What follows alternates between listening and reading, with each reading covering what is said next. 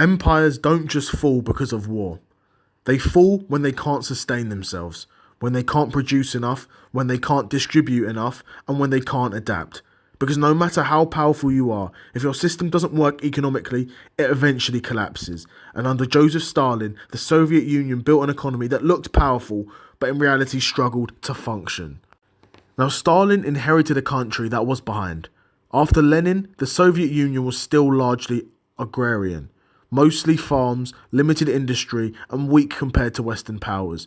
So Stalin made a decision: industrialize fast. Through 5-year plans, the state set targets for steel, coal, machinery, and infrastructure. Factories expanded, cities grew, and production surged in some sectors. On paper, it looked like success, but speed came at a cost. The Soviet system wasn't a market economy. There was no price discovery, no supply-demand feedback.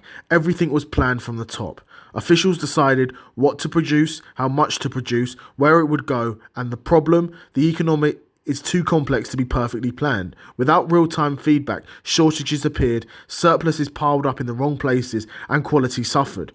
Factories often focused on hitting quotas, not producing what people actually needed. Production increased, but efficiency didn't. The most devastating decision came in agriculture.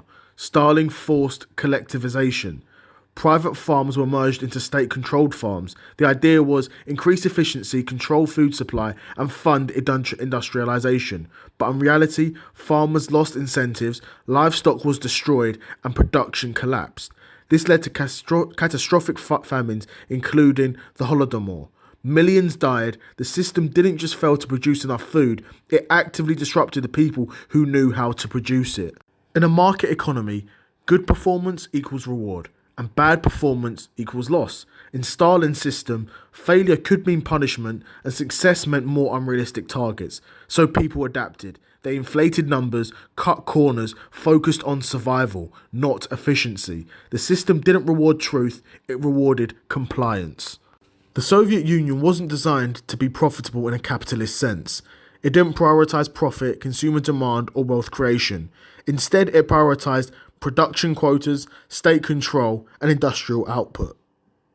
They created a system that could build tanks, build factories, but struggled to provide consumer goods, improve living standards, and generate sustainable economic growth.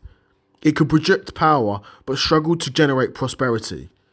The Soviet Union wasn't one uniform society, it was vast, spanning multiple regions with different cultures, different religions, and different lifestyles. Many communities lived simply, were deeply religious, and were not driven by consumption. They weren't trying to become high-income professionals, heavy consumers, or tax-maximizing citizens. The system expected uniform behaviour, but reality was diverse. This created friction, because economic models work best when they align with human behaviour. Meanwhile, in the West, economies were driven by consumption, innovation, and competition.